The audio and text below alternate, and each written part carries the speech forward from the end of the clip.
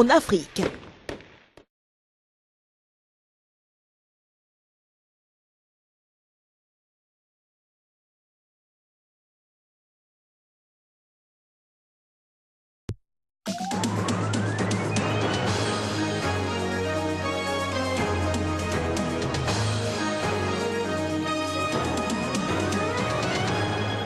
L'ancien vice-président sud-soudanais séjourne à Khartoum au Soudan. Riek Machar y est allé recevoir des soins médicaux.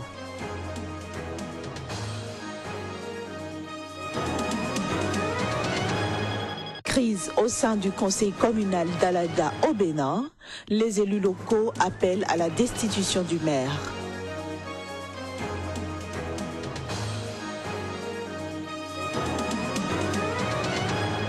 Visite du secrétaire d'État américain John Kerry au Nigeria. Entre autres préoccupations abordées, la lutte contre Boko Haram.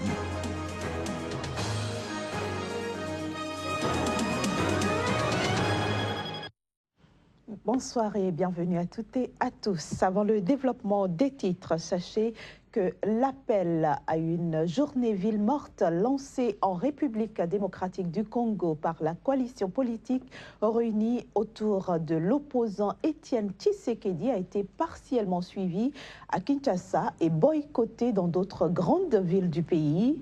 À Lubumbashi, par exemple, les activités économiques se sont déroulées normalement tout au long de la journée, tout comme à Beni, Goma, Bukavu ainsi qu'à Kisangani. Je le disais en titre, l'ex-rebelle et ancien vice-président sud-soudanais Riek Machar en fuite est arrivé à Khartoum pour des raisons médicaux. C'est du moins ce que nous apprend le gouvernement soudanais dans un communiqué publié ce mardi.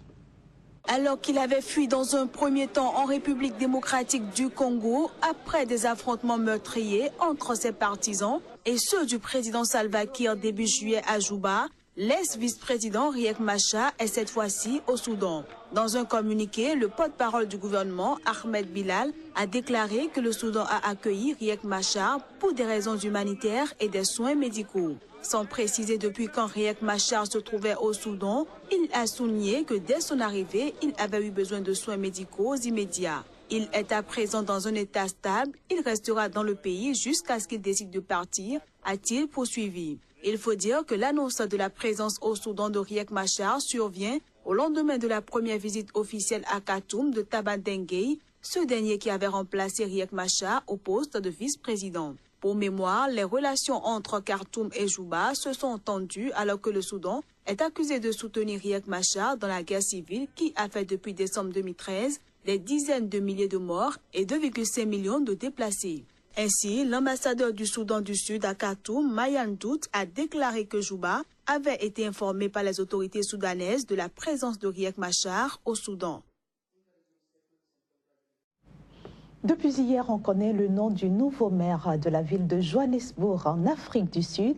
Il s'agit de Herman Mashaba, le candidat de l'Alliance démocratique, principal parti d'opposition. Que pensent les habitants de Johannesburg de ce maire qui s'est récemment attiré de nombreuses critiques, notamment suite à des propos considérés comme anti-pauvres? Voici quelques réactions. Je pense que le vrai test va être de voir si le nouveau maire met l'accent sur les services publics de base pour les pauvres, s'il s'occupe des choses qui posent problème aux gens, aux électeurs. Aménager des parcs et construire de nouveaux centres commerciaux, ce n'est pas ce dont Johannesburg a besoin. Il faut une réponse politique beaucoup plus élaborée. Herman Mashaba s'est exprimé de façon tellement anti-pauvre, anti-noire, c'est très effrayant. Surtout si vous regardez comment la DA, le principal parti d'opposition, a gouverné la ville du Cap. C'est profondément perturbant que Herman Mashaba soit notre maire aujourd'hui.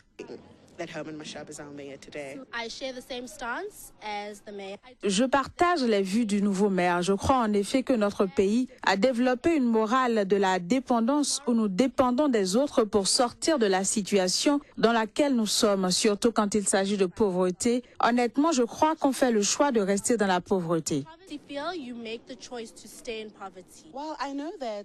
Je sais que Machaba est un très bon homme d'affaires, donc je veux voir comment il va gouverner la ville et je suis très contente qu'il amène du changement qu'on attendait depuis très longtemps.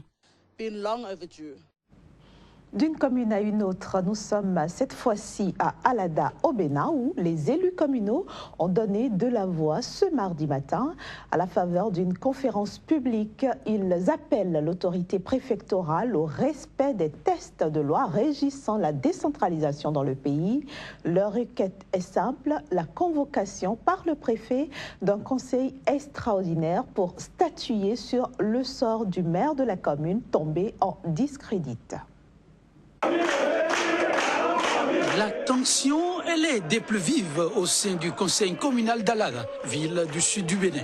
Et mise à prix la tête du maire, décriée du grand nombre. Nous lui reprochons la gestion solitaire, l'attribution à dédommagement irrégulier portant sur un domaine relevant de son patrimoine personnel, le non-respect des procédures des dépenses publiques. Tout un chapelet de faits à lui reprocher. Après maintes négociations infructueuses, les 2/3 des conseillers en sont à demander, mais en vain, l'organisation d'une session extraordinaire pour vote de défiance. C'est un complot organisé entre le maire, le préfet et le ministre. Et ce complot-là ne va jamais réussir. Vous savez pourquoi?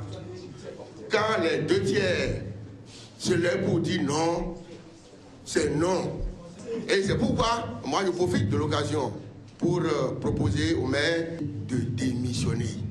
Si ce n'est pas fait dans les délais, parce que tout à l'heure la question est posée, puisque le maire n'a pas réagi, le préfet n'a pas réagi, et nous serons obligés de prendre nos responsabilités. Une prise de responsabilité qui pourrait être préjudiciable à tous, au premier rang, les administrés. On donne une semaine. Si ce n'est pas convoqué, la session extraordinaire n'est pas convoquée dans la semaine, nous allons paralyser toute la mairie et toute la commune. On donne une semaine.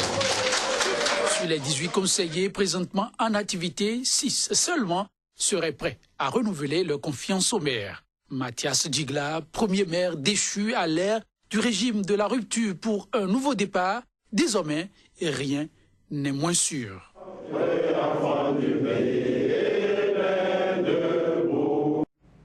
Le présentateur radio et ses 2 invités qui ont été condamnés au Ghana pour des propos haineux recouvrent la liberté.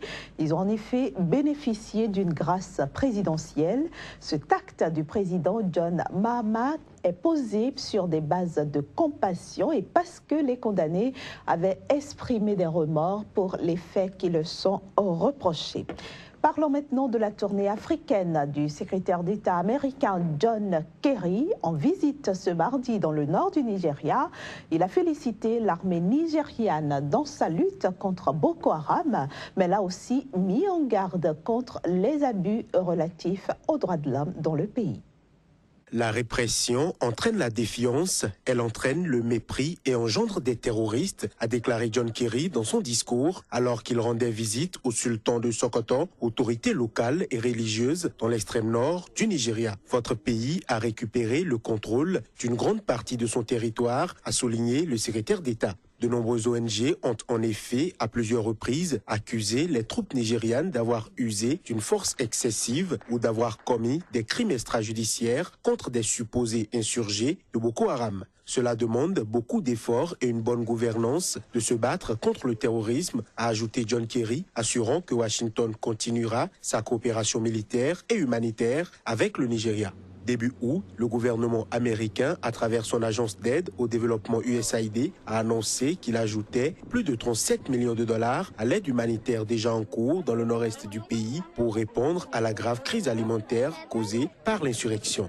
L'enveloppe s'ajoute aux 318 millions de dollars déjà versés depuis 2015 par Washington pour apporter un soutien humanitaire dans la région, ce qui en fait le plus grand contributeur international. Kerry, qui a rencontré mardi plusieurs leaders islamiques, a invité les différentes religions à se comprendre et se battre ensemble contre l'ignorance. Venant du Kenya, le secrétaire d'État américain s'envole mercredi pour l'Arabie Saoudite où il sera question du conflit yéménite, de la guerre en Syrie et de la lutte internationale contre le groupe État islamique. L'actualité au Nigeria, c'est aussi ces cas de décès enregistrés dans un village près d'Abuja. À l'origine, la consommation d'une eau insalubre. 35 personnes ont perdu la vie après avoir consommé une eau contaminée dans la périphérie d'Abuja, la capitale fédérale du Nigeria. Les premières analyses de cette eau recueillie dans le village de Damagazam, un des arrondissements de la commune de Birni, confirment la présence de germes causant des maladies diarrhéiques liées à l'absence d'eau salubre, d'assainissement adéquat et d'hygiène. Abdulhamid Ibrahim, un sage du quartier de Birni, lors d'un tête-à-tête avec la presse, n'a pas manqué de critiquer la lenteur et la négligence des autorités pour doter les différents villages de fontaines d'eau potable. Il n'est point un secret pour personne qu'une partie importante de la population nigériane n'a pas encore accès à l'eau potable. Mais le problème d'accès à l'eau potable et à l'assainissement de base se pose dans certaines grandes villes à part Abuja. La société étatique de distribution d'eau ne produit que la moitié de ses capacités car la demande dépasse l'offre. Abuja, la capitale fédérale, se voit confrontée à un autre problème, celui de tuyaux défectueux.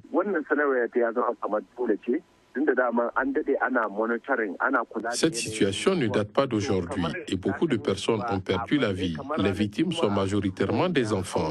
Vous savez, le pays dispose de cours d'eau. Et pourquoi ne pas prendre exemple sur les pays tels le Niger, le Burkina Faso? Il urge que les autorités, avec l'appui des partenaires, puissent trouver une solution face à ce mal.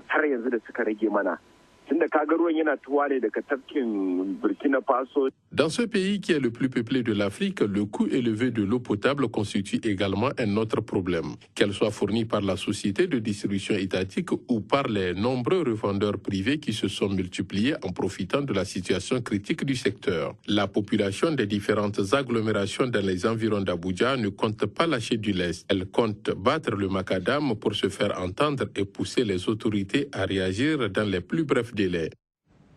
L'enquête se poursuit à Madagascar après le meurtre de 2 jeunes Français sur l'île de Sainte-Marie.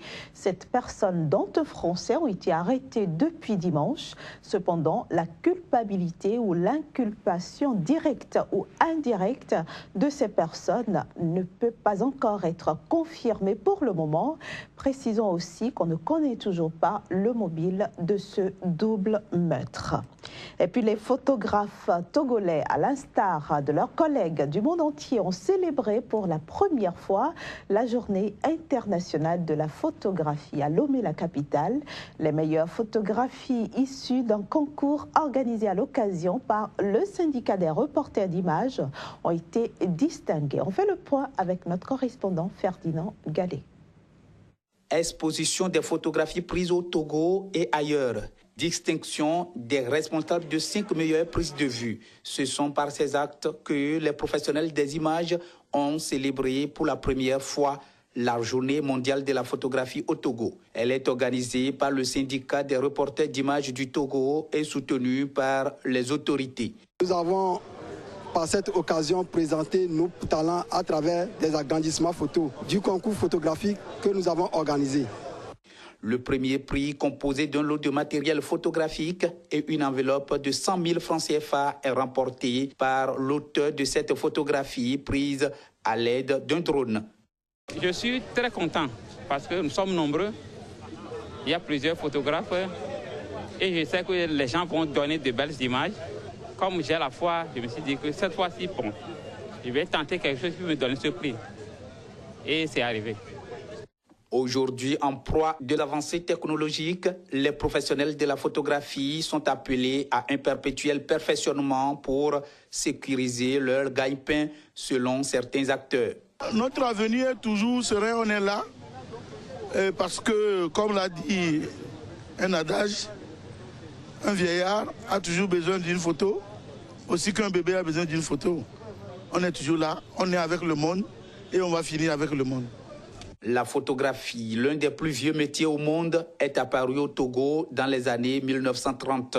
Elle est inventée par Louis Daguerre et Nicéphore Niepce le 19 août 1839. Et ce sera tout pour cette édition. Merci de nous avoir suivis et merci aussi de votre fidélité à Sika. Au revoir.